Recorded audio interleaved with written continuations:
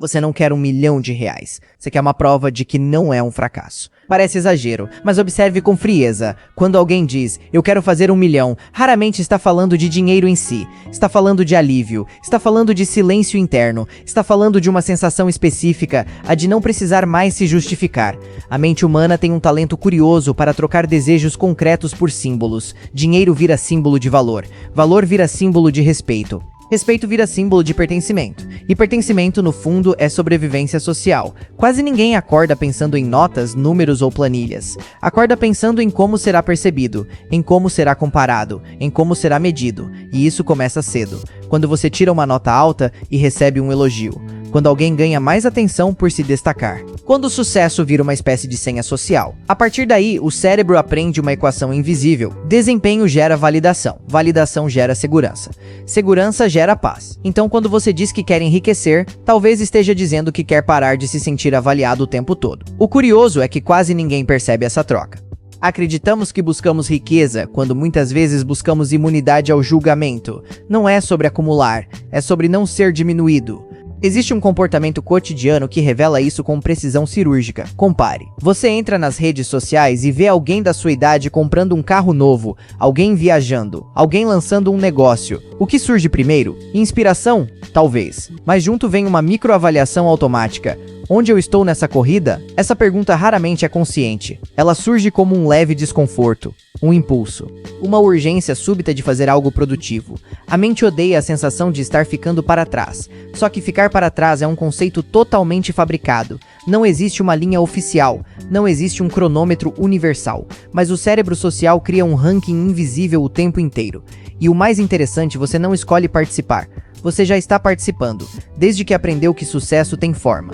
Que fracasso tem cara, que dinheiro é métrica de competência. A decisão de buscar 1 milhão pode nascer menos de ambição e mais de comparação.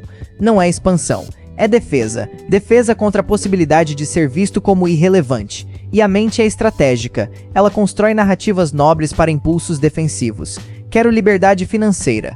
Quero ajudar minha família. Quero independência. Tudo válido.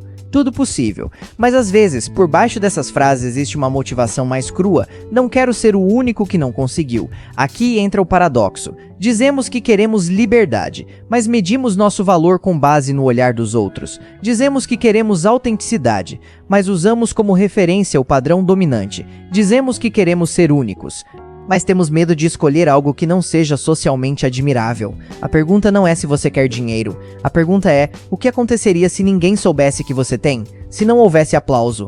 Se não houvesse comparação? Se não houvesse narrativa pública? Você ainda perseguiria o mesmo objetivo com a mesma intensidade? A maioria das decisões humanas passa por um filtro silencioso chamado status. Status não é só ostentação, é posição percebida. É onde você imagina que está na hierarquia invisível do seu grupo, e isso molda escolhas de carreira, estilo de vida, até hobbies.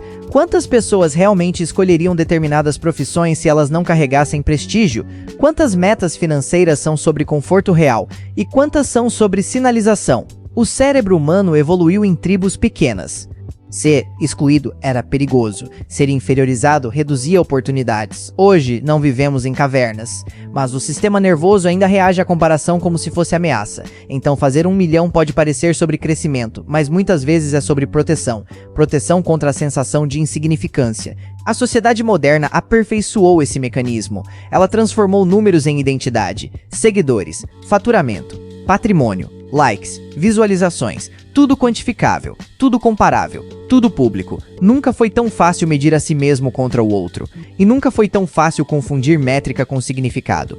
A tecnologia não criou a necessidade de validação. Ela amplificou. Ela deixou visível o que antes era implícito. Antes você se comparava com vizinhos, hoje você se compara com o mundo inteiro.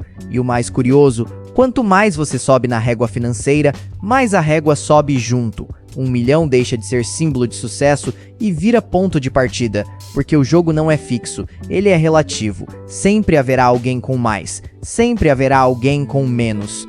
Se a sua motivação é escapar da sensação de fracasso, você entra em um jogo impossível de vencer, porque o fracasso não está no número, está na comparação, e comparação não tem fim. Ao mesmo tempo, não há nada de errado em querer prosperar. O problema não é desejar riqueza, é não investigar o porquê. porque motivações inconscientes comandam comportamentos persistentes. Se você busca dinheiro para construir algo, ótimo. Se busca para provar algo, a experiência muda completamente. A energia é diferente. A ansiedade é diferente. A linha de chegada se move. Então talvez a pergunta mais desconfortável não seja como faço 1 milhão, mas quem eu seria se não precisasse provar nada? Imagine um cenário radical, você é respeitado independentemente do seu saldo bancário. Sua dignidade não está em disputa. Sua posição social não depende de números. O que você escolheria fazer? Ainda seria o mesmo caminho. Ainda seria o mesmo ritmo. Talvez você descubra que quer muito dinheiro, sim, mas por criação, por expansão, por curiosidade, não por defesa. Ou talvez perceba que parte da sua corrida era só medo disfarçado de ambição. A maioria das pessoas não teme a pobreza material tanto quanto teme o rótulo de fracassado. E rótulo é algo social. Ele só existe no olhar do outro. No final, fazer 1 milhão pode ser um projeto legítimo. Mas fugir da sensação de fracasso é uma prisão invisível, porque você nunca controla completamente como será visto. Então, antes de definir sua próxima meta financeira, vale uma pausa silenciosa. Se ninguém estivesse assistindo sua trajetória, você ainda estaria correndo na mesma direção ou estaria finalmente escolhendo?